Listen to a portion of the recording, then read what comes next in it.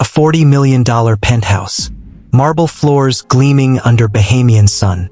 10 people living in luxury most couldn't dream of. But this isn't a success story. It's a crime scene. Sam Bankman-Fried sits slouched in a beanbag chair beneath a baby grand piano. Curly hair wild. T-shirt rumpled. Cargo shorts. Around him, computer monitors glow with numbers. Billions moving. Customer money. Your money. And he's stealing it. You see, this penthouse in the Albany resort wasn't just a home. It was the nerve center of one of the greatest financial frauds in American history.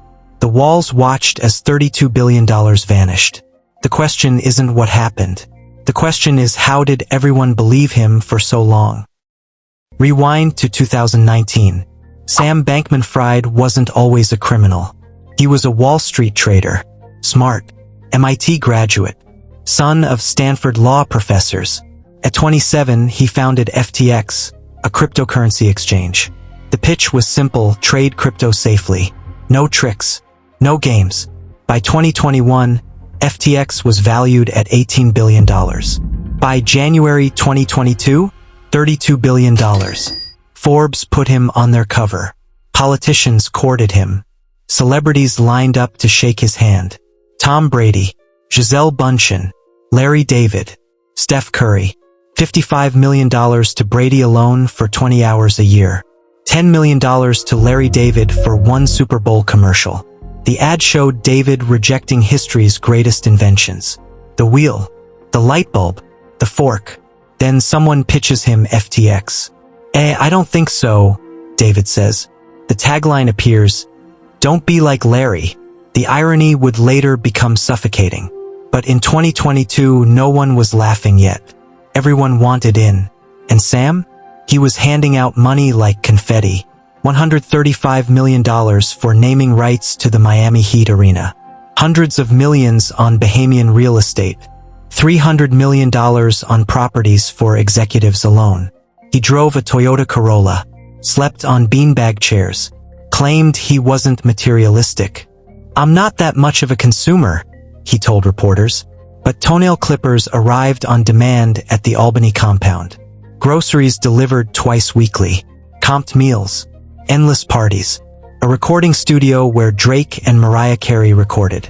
A private marina with a full-size replica of Wall Street's charging bull. This wasn't humility. This was theater. Behind the curtain, something darker was growing. Alameda Research, a crypto trading firm, also founded by Bankman-Fried, officially separate from FTX. Officially. But in reality, they were conjoined twins sharing the same corrupt heart. Caroline Ellison ran Alameda. Sort of. She was CEO in title only. No equity. No raise. No real power. Just a figurehead doing what Sam told her to do. And what was he telling her? Borrow from FTX customers. Billions of dollars. Money that didn't belong to them. Money that was supposed to be safe. FTX's terms of service explicitly forbade this. But Sam had built a backdoor into the system. Special software. Hidden from auditors. Alameda had a line of credit with FTX. Some reports suggest it was $65 billion. But here's the thing. Caroline says she never knew about a limit. When lenders came calling in summer 2022, Alameda didn't have the cash. So they took more from FTX customers. $10 billion. Then $13 billion. Eventually $14 billion. Maybe more. The exact number keeps changing as investigators dig deeper. And the whole time, Sam was tweeting reassurances. FTX is fine. Assets are fine. He was lying. Caroline Ellison knew they were in trouble. By June 2022, the crypto market was collapsing. Terra Luna imploded. Lenders wanted their money back. Alameda didn't have it. So Ellison did what any good criminal does. She created fake balance sheets. 7 different versions. Each one hiding the truth in slightly different ways. Sam reviewed them all. Picked the one that made things look least catastrophic. The one that minimized debts. The one that inflated their holdings of FTT. FTT was FTX's own cryptocurrency. Created by Bankman-Fried. Nearly $6 billion of Alameda's assets were in FTT, a token they controlled, a token whose value they could manipulate. It was like writing yourself an IOU and calling it money, and lenders believed it, for a while.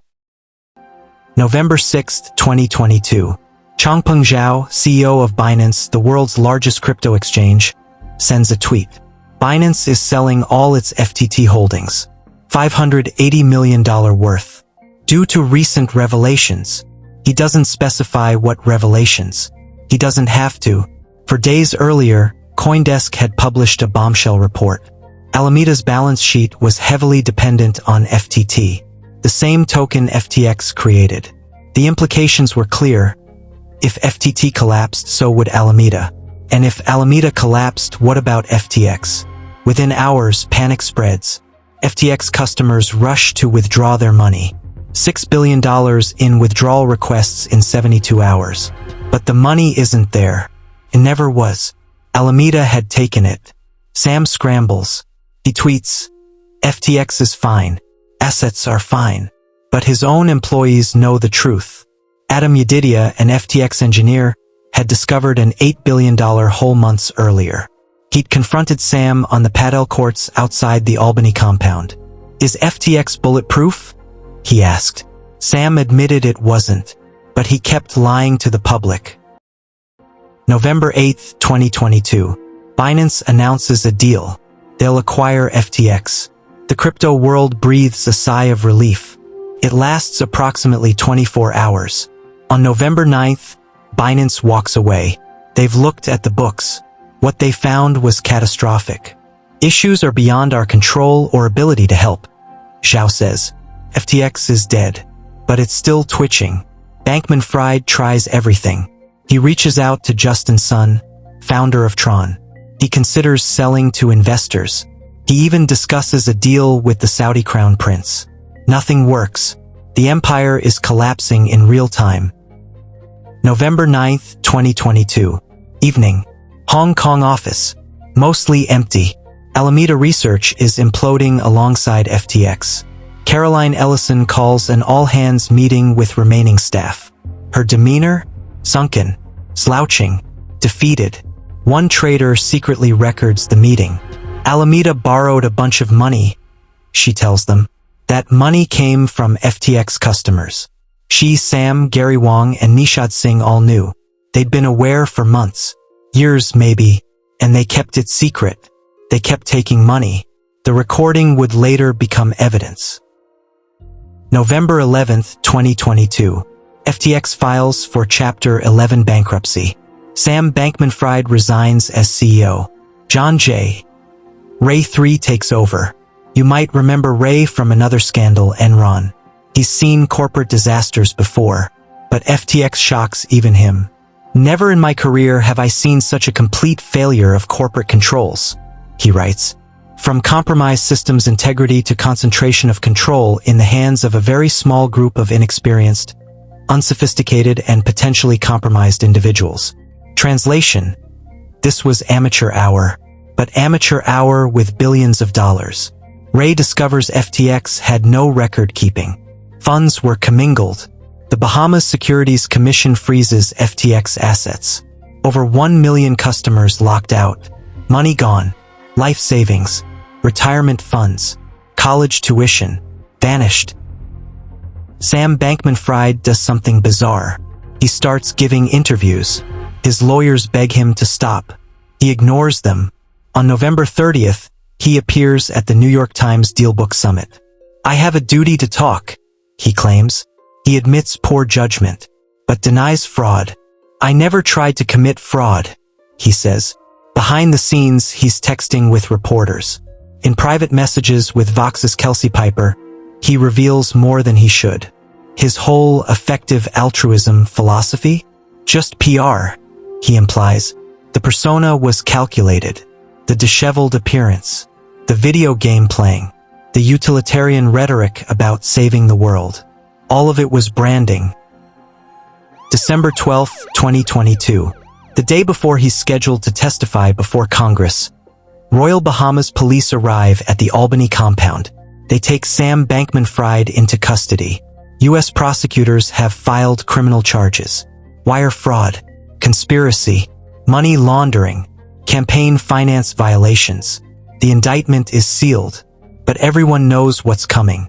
December 21st. He's extradited to the United States. December 22nd. A judge sets bail at $250 million. His parents put up their Palo Alto home as collateral. Sam returns to California under house arrest. January 3rd, 2023.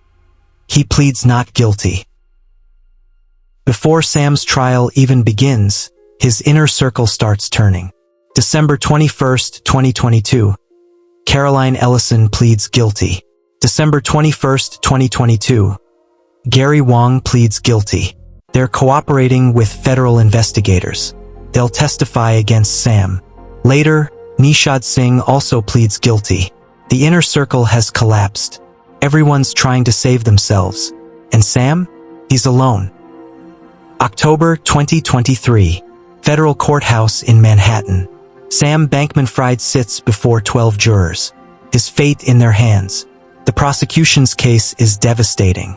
Caroline Ellison takes the stand. For nearly 3 days, she testifies. Sam directed everything, she says. He set up the systems that allowed the theft. He ordered her to create fake balance sheets. He borrowed billions in customer funds. He knew exactly what he was doing. The defense tries to paint her as incompetent, a bad manager who lost control. But the documents support her story. Gary Wang testifies next. He confirms what Caroline said.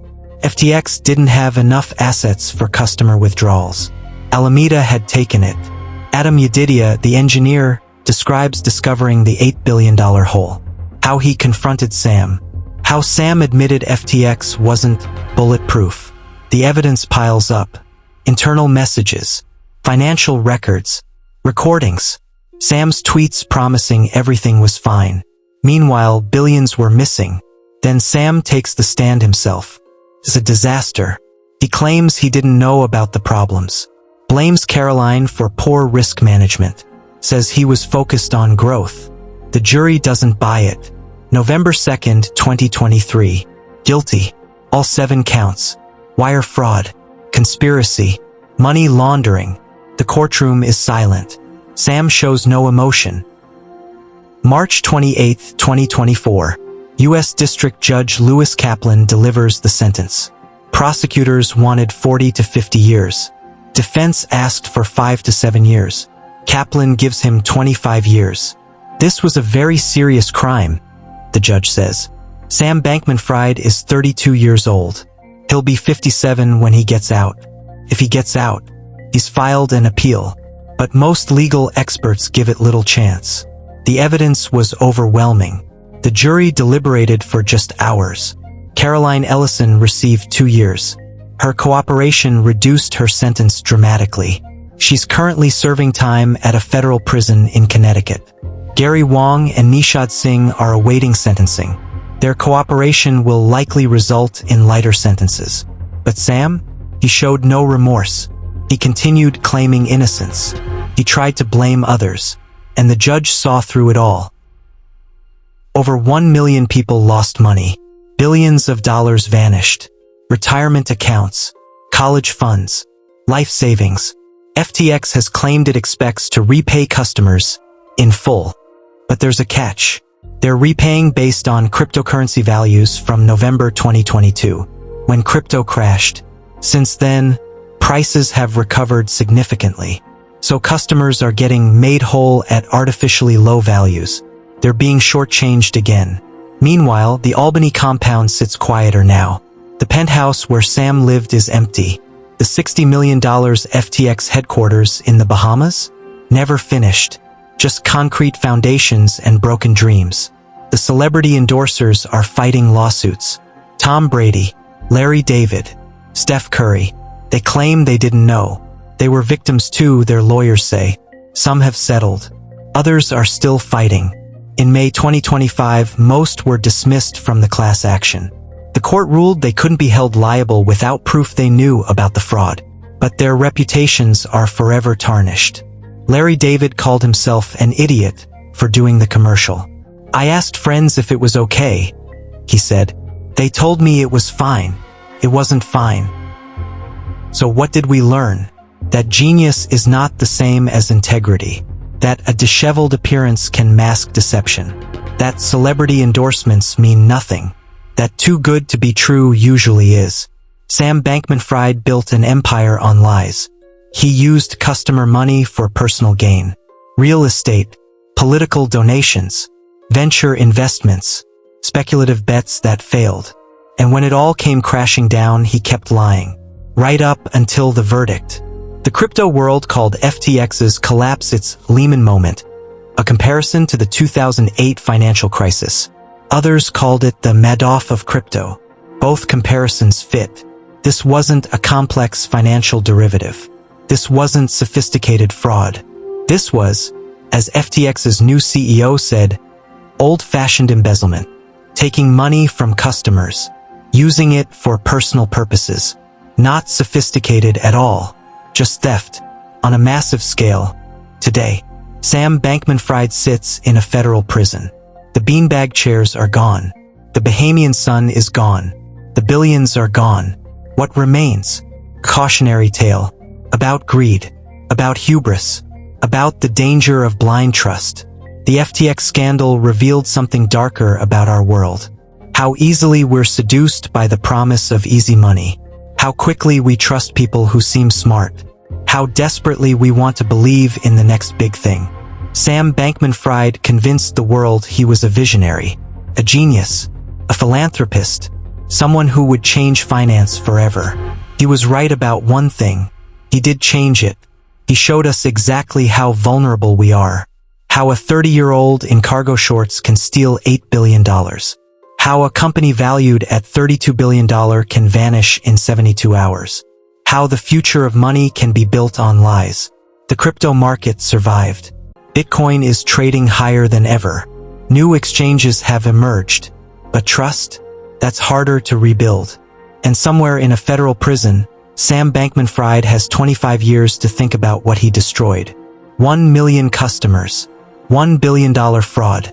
One massive lie. And one question that haunts everyone who lost money. How did we not see it coming? See you on the next one. Stay cautious.